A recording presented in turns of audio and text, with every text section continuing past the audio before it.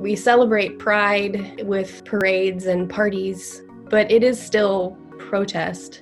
Stonewall was a riot started by drag queens and trans women of color.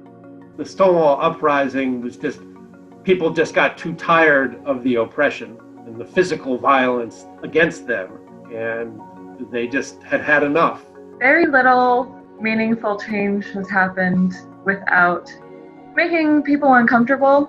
We come to a point where we just have to stare our history in the eyes and start to address it, really, start to move things forward. It's pretty impossible to not see the parallels between the Pride movement and the Black Lives Matter movement. We're looking at two specific marginalized groups that still in 2020 are fighting for equality and fighting for our lives. Those groups that are marching have to become diverse enough for society to look at them and say, this is representative of a broad enough spectrum of society that if I maybe don't feel that way, then maybe I should re-examine my views.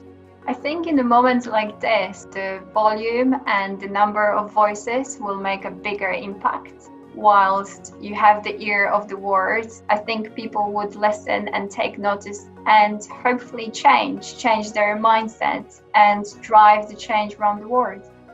Showing up in large groups of loud, powerful, opinionated people all working for the same cause, I think that not only feels powerful for the folks that have started the movement, but it also helps encourage others on the sidelines who maybe needed a little bit of a push. Essentially, the main message is that we're all human beings and we should all be treated equally. It doesn't really matter what your background is.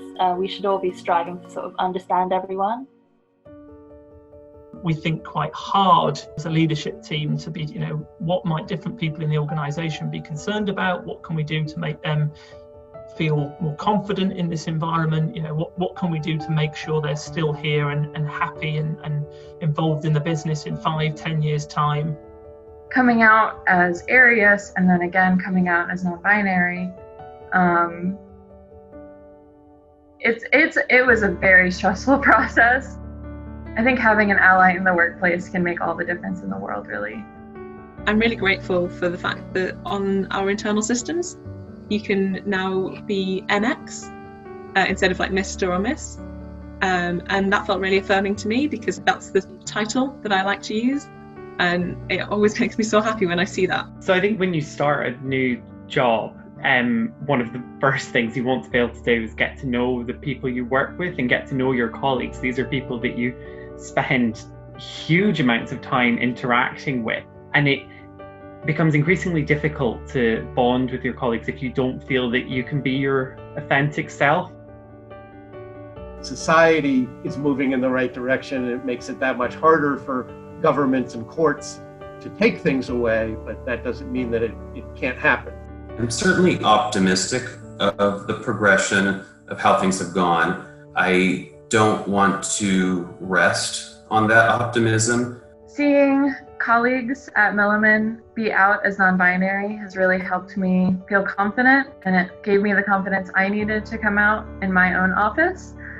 And if I can make anyone feel a fraction of that, I think that I will have served my purpose. I mean, it's crazy to think that only sort of 6 years ago, gay marriage passed here in the UK. I took advantage myself. It's incredible to see how much change can occur when you have people coming out and pushing for change and starting employee resource groups and employee network groups. Between education, more open dialogues, and just the interconnectedness of the country, of the world, I think really is going to help move things forward.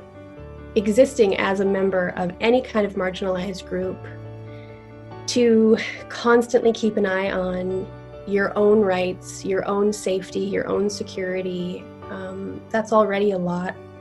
But in addition, I think it's also important to be very watchful of all of the other marginalized groups as well.